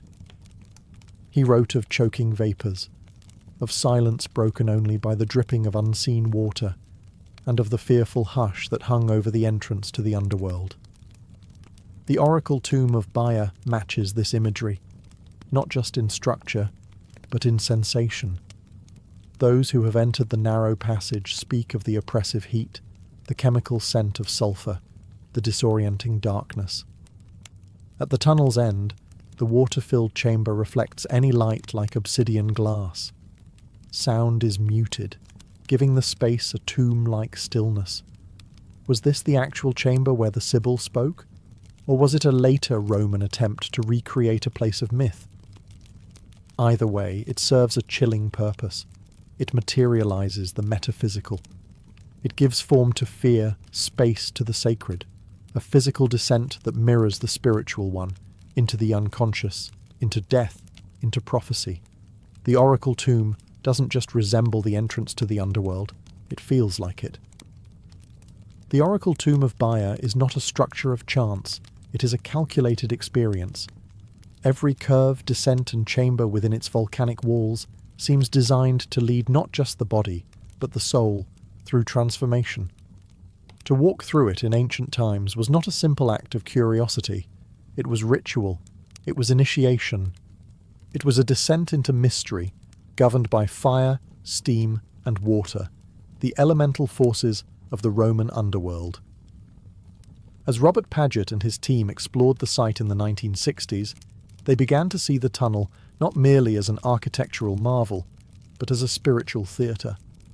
The passage began gently, then twisted and narrowed, leading downward into thickening heat and darkness. Carved benches suggested that pilgrims may have paused to meditate or pray. The deeper one travelled, the more the environment changed. The volcanic heat intensified. The walls became slick with condensation. The air grew heavy with sulphur, the very breath of the chthonic world. The journey culminated in a final plunge. A hidden stairway led into a chamber partially submerged in thermal water. The chamber itself was quiet, enclosed, and surreal, a pool that reflected light like ink. In ancient times, torchlight would have danced across the ceiling, illuminating the steam rising from the surface. The effect would have been otherworldly, a sensation of standing between realms, immersed in both the physical and the metaphysical. Paget theorized that this pool may have represented the Styx, the river that, in Roman and Greek myth, separated the living from the dead. The ritual journey through the tunnel would mimic that descent, passing from light to shadow, from life to the threshold of death. Those who entered may have sought prophecy, absolution, or communion with the spirits of their ancestors. And then they would return, slowly, retracing their steps, rising once again toward daylight. But they would not emerge unchanged. The experience would linger like smoke. They had touched the edge of something vast and unknowable. Whether or not they heard the Sibyl's voice, they had entered a realm few dared approach. This wasn't tourism, it was pilgrimage. And the forces that shaped the oracle tomb, fire, earth and water, had also reshaped those who walked its path. The oracle tomb of Baiae is not grand in scale, yet it contains a profound architectural genius. What at first glance appears to be a simple volcanic passage reveals itself, layer by layer, to be a masterwork of symbolic construction, designed not for the living world, but for an experience of death and return.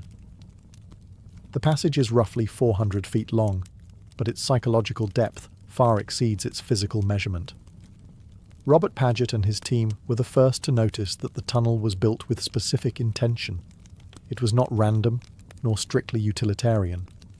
The angles, chambers, and orientation suggested an initiation rite, not a public bath or tomb. Its form mimicked myth. The entrance begins innocently, allowing light to filter in. But almost immediately the path bends, sharply, deliberately, removing the line of sight to the outside world. The air grows warmer, the passage narrower. Light fades. Each step becomes an act of trust in the structure, and in whatever forces it was meant to invoke. Roughly halfway through the descent, the tunnel intersects with a vertical shaft, likely designed to carry hot gases upward from underground vents. Paget believed this was no accident. The shaft may have filled the tunnel with sulfuric vapours, enhancing the illusion of descent into another realm. To the ancient mind, these fumes were the very breath of the gods, intoxicating, disorienting, and sacred. From there, the tunnel curves again, leading to a narrow staircase descending into the final chamber, the so-called oracle pool. This room, partially submerged and sealed in darkness, could only be entered by stepping into the water itself. Some scholars believe a hidden priestess or attendant may have spoken from an unseen alcove, delivering prophecies in a trance-like voice, aided by the echo of stone and the distortion of steam. The architecture, in this view, was a kind of spiritual technology. It altered the senses, controlled the journey, and created the illusion, or perhaps the reality, of divine contact. Like the Great Pyramids of Egypt or the ziggurats of Mesopotamia, this was a space built for transition between worlds. It wasn't meant to impress. It was meant to transform. The oracle tomb didn't just house rituals, it was the ritual carved into stone. The oracle tomb of Baiae stands at a peculiar crossroads, between archaeology and allegory, between physical ruin and immortal myth. It forces us to ask, where does history end and legend begin? The Cumaean Sibyl, long associated with the nearby cave systems of Cumae, is not just a mythological figure. She was recorded by Roman historians, feared by generals, and immortalized in literature. According to legend, she was granted a 1,000-year lifespan by Apollo, but forgot to ask for eternal youth. Over time, she withered, her voice echoing from deep within the earth, a prophetic whisper from the void. Her presence dominates this region. The Roman poet Virgil placed her at the centre of the Aeneid's descent into the underworld. In that tale, the hero Aeneas approaches the Sibyl, who guides him into Hades through a dark passage filled with poisonous vapours and sacred dread. The setting? Near Lake Avernus, just a few miles from the site of Baiae's oracle tunnel. Paget's discovery, the dark descent, the sulphur fumes, the final chamber of water, seems to mirror this literary descent too perfectly to ignore. Could this chamber have inspired the myths? Or were the myths so deeply believed that the chamber was built in homage to them? Historians remain divided. Some see the tunnel as a sophisticated Roman ritual space, perhaps built to simulate the mythic journey, a kind of immersive religious theatre for elite initiates. Others believe it may have had a more literal purpose, used by a cult or priesthood to facilitate real oracular experiences, induced by hallucinogenic gases and the powerful psychological effects of the environment itself. There is also the possibility that it was both. For ancient Romans, myth and reality were not separate domains. A temple didn't merely represent a god, it housed one. A cave didn't just resemble the underworld, it was the threshold. The people who walked into this tunnel thousands of years ago likely didn't see it as metaphor. They saw it as entry. And so, the oracle tomb becomes more than a ruin. It is a memory that refuses to fade, a space that preserves the psychic terrain of a civilization that believed powerfully in what lay beneath. When Robert Paget and Keith Jones unveiled their findings in the 1960s, they did not receive the acclaim one might expect for uncovering a possible portal to the underworld. In fact, much of the academic world met their claims with skepticism, if not outright dismissal. Why? Because the oracle tomb didn't fit neatly into traditional categories. It wasn't a temple with inscriptions. It wasn't a tomb filled with artifacts. It lacked the grandeur of Pompeii or the documentation of Rome's civic structures. To many, it was just an odd tunnel carved into a hillside. A curiosity, not a revelation. And yet, the structure's precision defied that label. Its design, temperature shifts, alignment with ancient literary descriptions, and subterranean water chamber pointed to something more than coincidence. Paget's documentation was thorough, and his interpretation, while bold, wasn't without precedent. After all, sacred caves and prophetic passages are found throughout the ancient world, from Delphi to Eleusis. In recent years, a new generation of researchers has returned to Baiae with fresh eyes and advanced technology. Ground-penetrating radar, underwater archaeology, and 3D mapping have begun to reveal the city's sunken secrets, including thermal bath systems, garden courtyards, and submerged mosaics, still intact beneath the waves. The oracle tomb, once ridiculed, is now being reconsidered, not as fantasy, but as a functional space within a culture that lived within myth.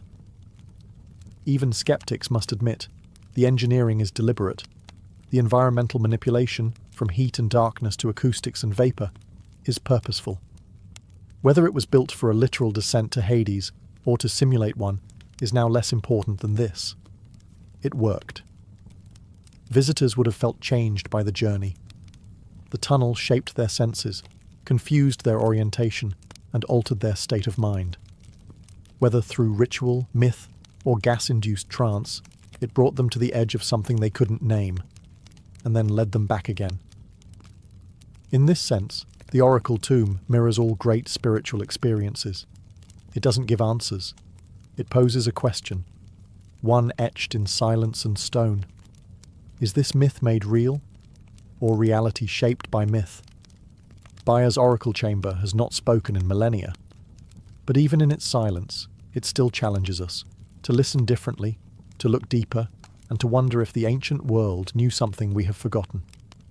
Today, the Oracle Tomb of Baiae lies mostly forgotten by tourists, overshadowed by the more famous ruins of Pompeii and Herculaneum.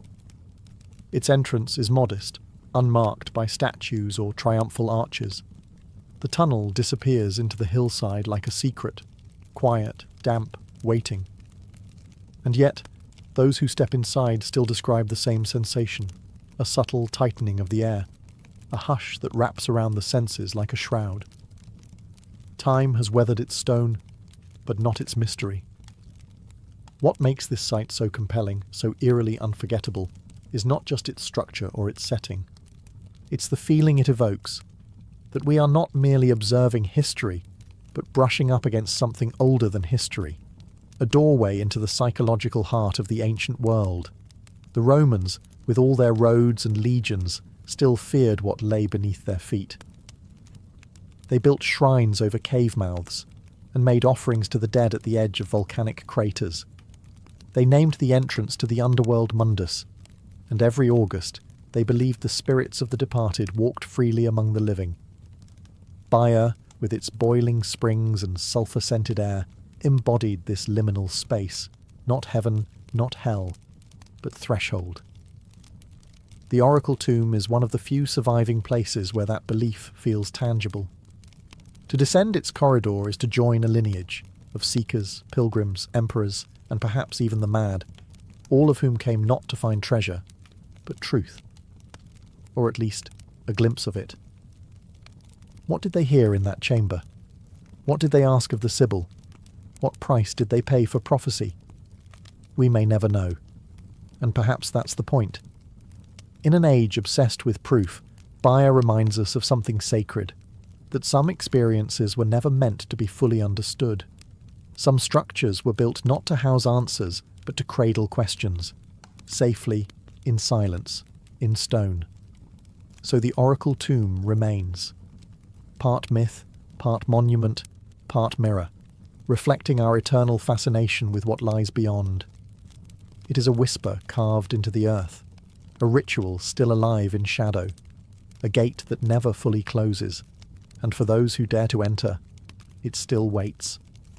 She could flip, twist, or soar, Simone Biles had to survive. Born on March 14, 1997 in Columbus, Ohio, Simone Ariane Biles entered a world marked by instability. Her biological mother struggled with addiction, and Simone, along with her siblings, was placed in and out of foster care. There were moments of separation, uncertainty, and upheaval. For most children, such an environment can be overwhelming. But even in these early fragile years, Simone's spark began to flicker. That spark found its fuel when she was just 3 years old. Simone and her siblings were taken in by their maternal grandfather, Ron Biles, and his wife Nellie, a nurse and businesswoman. Eventually, Ron and Nellie officially adopted Simone and her sister Adria, giving them not just legal guardianship, but safety, structure, and unconditional love. To Simone, they were never stand-ins. They were, and are, Mom and Dad. It was in their Houston, Texas home that Simone's new life began to take root. One day, during a daycare field trip to a local gym, young Simone saw something that lit her up inside. Tumbling mats, spring floors, and athletes flipping through the air like it was second nature. She couldn't sit still.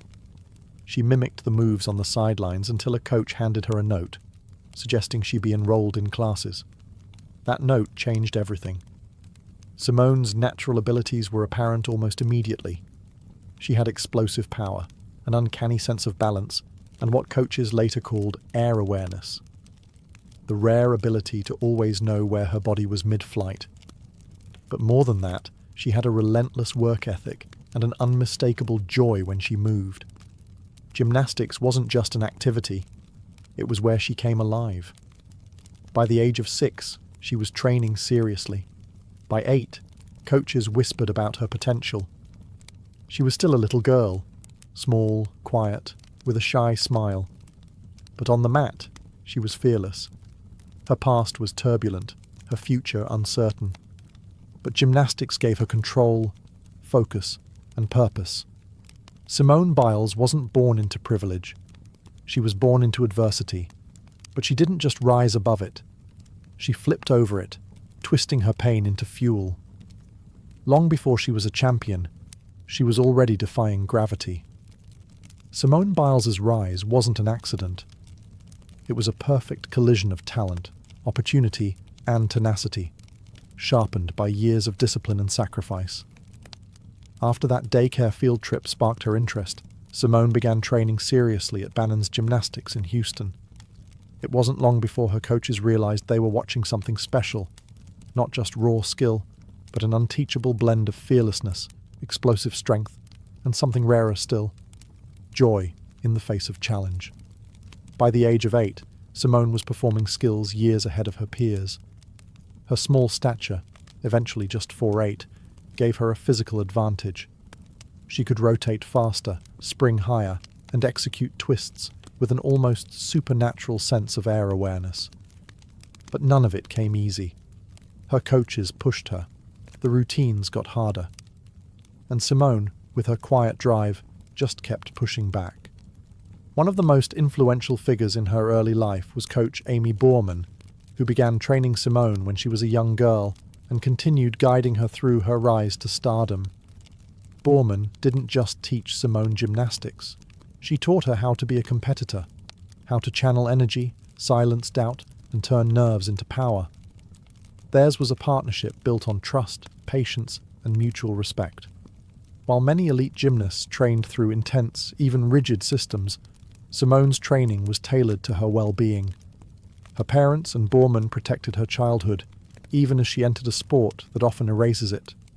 Simone was homeschooled to allow for more flexible training hours, but her life wasn't consumed by gymnastics alone.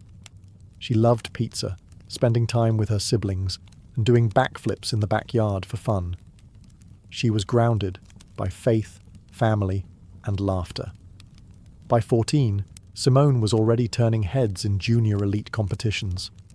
Her routines were packed with difficulty and risk, moves most girls wouldn't attempt, let alone perfect.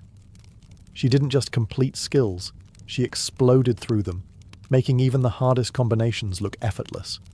But Simone's greatest strength wasn't just physical, it was mental.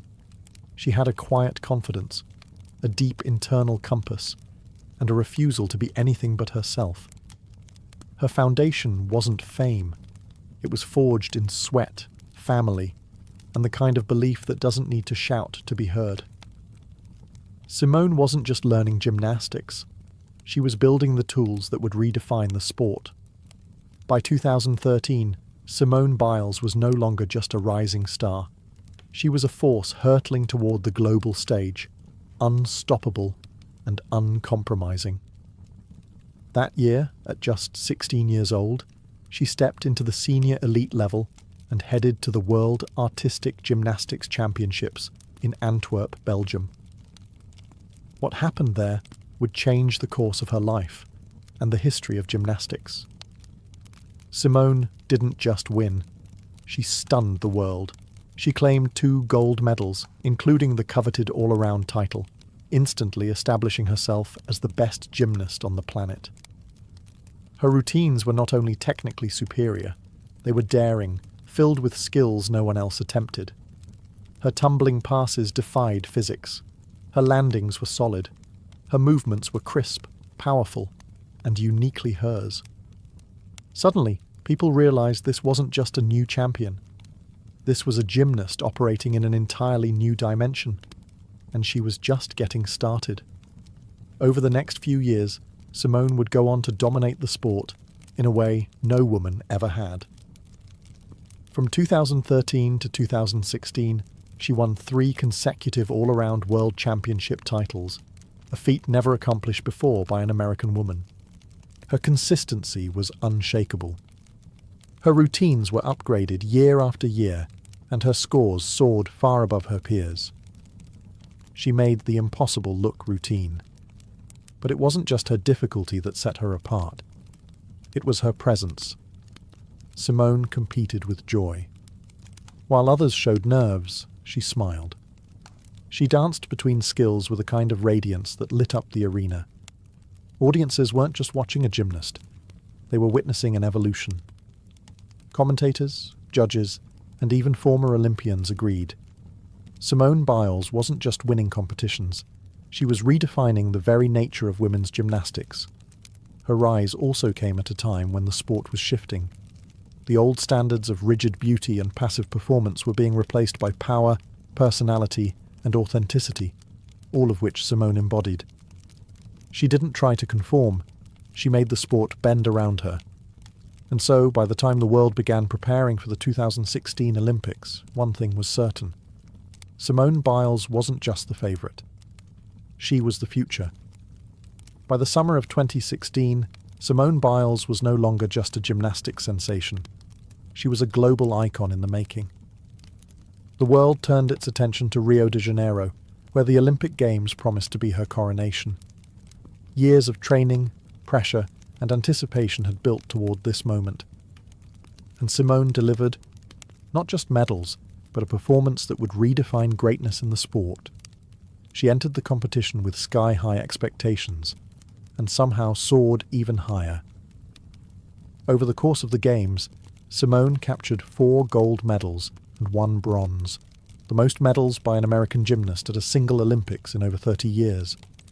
She dominated the all-around vault floor exercise and contributed to the US team's dominant gold medal performance in the team final, famously dubbed the Final Five. But it wasn't just what she won. It was how she won. Her routines included moves so difficult that the scoring system had to evolve to accommodate them. On vault, she launched into the air with such power that it looked as if gravity paused to admire her.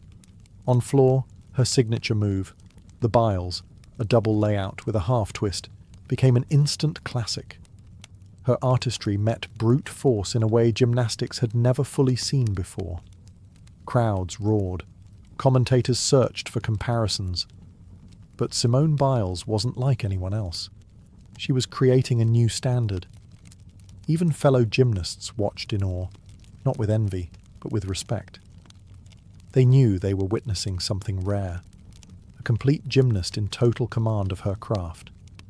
And yet, off the mat, Simone remained grounded.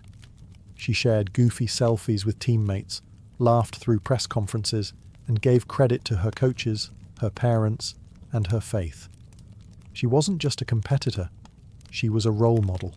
Her success in Rio wasn't just historic, it was transformative.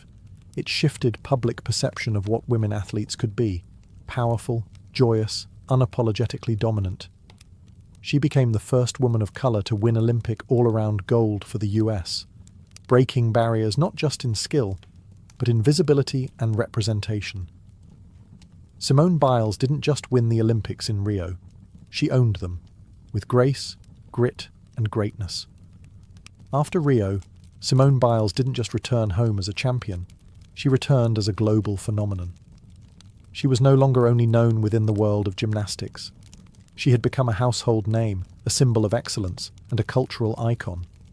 But with glory came new challenges: the weight of fame, the expectations of perfection, and the quiet, growing pressure to keep going when the body and the mind needed rest. In the months following the Olympics, Simone's life changed rapidly. She went on a national tour with her teammates, made countless TV appearances, and even competed on Dancing with the Stars. She published a memoir, Courage to Soar, which became a bestseller. Endorsements rolled in. Magazine covers, red carpet events, interviews. Simone had become a star far beyond her sport. But beneath the bright lights, a different reality was setting in. For the first time in years, Simone was off the competition floor. And with that pause came reflection. Who was she outside of gymnastics? What did she want now that she had achieved everything the sport could offer? The pressure didn't disappear. It evolved. Now, every move she made was scrutinized, every comeback questioned, every competition came with the unspoken expectation: Simone Biles must win. But Simone is not built for complacency.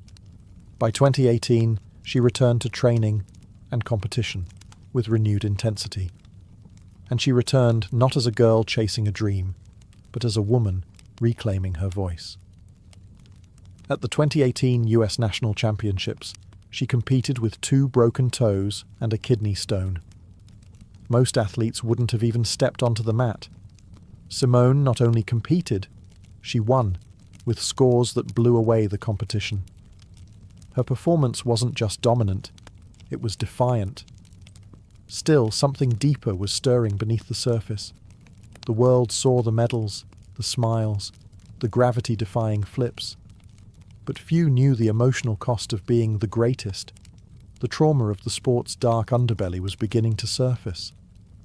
And Simone, more than anyone, was feeling the burden of carrying both the sport's future and its painful past. The time after Rio wasn't just about sustaining greatness. It was about surviving it. And in that space between triumph and truth, Simone Biles began to discover a different kind of strength. One rooted not in performance, but in vulnerability. For all her athletic power, Simone Biles' most courageous moment didn't happen on a balance beam or beneath the Olympic rings. It happened with a microphone, in front of the world, when she chose to speak the truth. Not about medals, but about trauma. In 2018, Simone Biles revealed that she was one of the hundreds of gymnasts abused by former USA gymnastics doctor Larry Nassar, a man who had preyed on athletes for decades under the guise of medical care. Simone's decision to speak out wasn't easy. She was, by then, the face of the sport, the brightest star in an organization now deeply tarnished. But she refused to stay silent. In a statement posted online, she wrote, "I am not afraid to tell my story anymore." It was more than a confession. It was a declaration. She wasn't just standing up for herself. She was standing up for all the girls who had been hurt, silenced, and ignored. She demanded accountability, not just from Nassar, but from USA Gymnastics and the US Olympic Committee, which had enabled his abuse through negligence and cover-ups. In doing so, Simone transformed from champion to changemaker. Her courage resonated far beyond the gym. Survivors around the world saw their own pain reflected in her voice. Fellow athletes rallied behind her. Lawmakers began to investigate.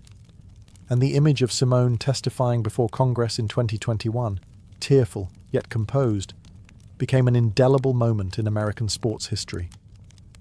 But even as she fought for justice, Simone kept training. She continued to dominate competitions, all while carrying the weight of a broken system on her shoulders.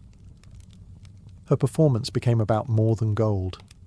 It was now about healing, resistance, and truth. Simone redefined strength not as stoicism but as honesty. She showed that the greatest athletes aren't those who never struggle, they're the ones who rise anyway.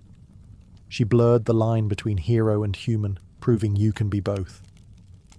Through her voice, Simone did what even her most difficult vaults couldn't. She shattered the silence. And in that silence, a new definition of power emerged, one that didn't need applause to matter. She wasn't just flipping through the air anymore. She was changing the ground beneath us. When the Tokyo Olympics finally arrived in 2021, delayed a year by the global pandemic, Simone Biles stood as the undisputed face of the Games. The world expected dominance, another sweep of golds, and more physics-defying feats. But instead, Simone gave us something far more important, a lesson in courage that had nothing to do with medals. In the middle of the team competition, after a shaky vault, Simone withdrew. At first, the announcement stunned the world. Then came the explanation. She was experiencing a condition gymnasts dread: the twisties. It's a mental block where the body and brain lose synchronization mid-air. For an average person, it's hard to grasp. For a gymnast performing flips and twists 10 feet above the ground, it's a matter of life and death. Suddenly, the strongest athlete in the world had said the unthinkable. I need to step back. And she did. Her decision sent shockwaves across the Olympic stage. Critics questioned her toughness. Pundits debated. But athletes, across every sport, rallied in support. They knew the cost. They understood the courage it takes to say, not today. Simone didn't disappear after withdrawing. She showed up every day in the arena, cheering for her teammates, supporting them, smiling, crying. She became a beacon, not just of what it means to compete, but what it means to be human under pressure. Days later, she returned for one final event, the balance beam final, and performed a simplified routine, earning a bronze medal. But the real triumph wasn't on the podium. It was in her choice to protect her mental health in front of the entire world. Simone flipped the script on what strength means. In a culture obsessed with pushing through pain, she offered a different model: wisdom, self-awareness, and radical vulnerability. She reminded us that even the most decorated athletes are not machines. They're people. People with limits, trauma, and needs. And that recognizing those limits isn't weakness. It's the deepest form of strength. In Tokyo, Simone didn't win 4 gold medals, but she gave something far more lasting. She gave permission to pause, to protect oneself, and to choose well-being over expectation. After Tokyo, many wondered if Simone Biles would ever return to competition. She had already transcended the sport, not just as the most decorated gymnast in history, but as a symbol of resilience and honesty. But Simone wasn't finished, not with gymnastics, and not with her own story. For over a year, she stepped back from the competitive world. She focused on healing, mentally, emotionally, physically. She went to therapy. She spoke at mental health events. She inspired athletes across disciplines to re-evaluate what winning really means. And in 2023, quietly but powerfully, she made her return. When Simone walked back into the arena at the US Classic in August 2023, it felt less like a comeback and more like a homecoming. She wasn't trying to prove anything. She wasn't chasing medals. She was doing it on her terms. And still, she dominated.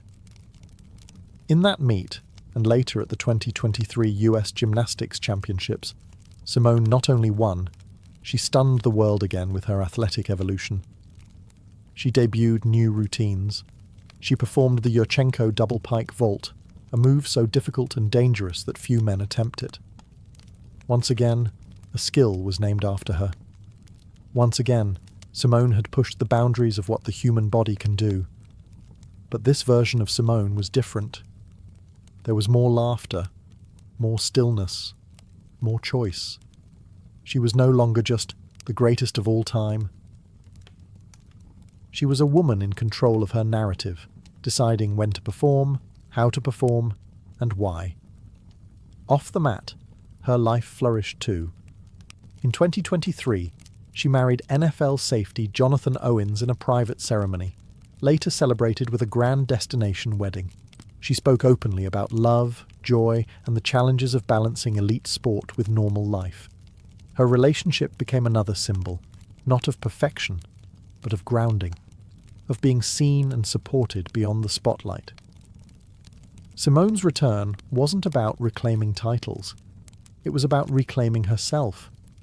And in doing so, she redefined what longevity looks like in a sport notorious for burning out young athletes. She didn't come back as the girl who had something to prove. She came back as the woman who had already proven everything and still chose to rise. Simone Biles is, by every measurable standard, the most decorated gymnast in history. With over 30 world and Olympic medals, including 4 skills named after her, she has redefined the limits of the sport, not just by winning, but by reshaping what greatness means. And yet, Her true legacy extends far beyond the medals, the routines, or even the accolades. Simone Biles has changed the culture of gymnastics. Before her, power was admired, but artistry was favoured. After her, the standard shifted. She made it impossible to ignore that strength, difficulty, and confidence are just as beautiful as grace. She didn't just raise the bar, she launched it into the air, spun around it twice, and landed with a smile. And then she asked, "What's next?" She has become a blueprint, not just for gymnasts, but for athletes across every sport. Her advocacy for mental health, athlete safety, and self-worth has inspired a movement. She showed that stepping away is not failure, that protecting your peace is a radical act of self-respect, and that even in silence, you can speak volumes. Young gymnasts now grow up not just admiring Simone's skill, but emulating her strength of character. She has shown them that it's okay to say no, to ask for help, to define success for yourself. In a world that demands constant performance, she offered something braver, authenticity, and she's still going. Whether she continues to compete through another Olympic cycle or chooses a different path, her mark on gymnastics, and on society, is permanent. Museums are displaying her leotards, books are being written about her, and children across the world are learning to cartwheel because they saw her do it. Simone Biles isn't just the best gymnast the world has ever seen. She's a cultural shift wrapped in muscle and movement, a story of resilience, honesty, and quiet revolution.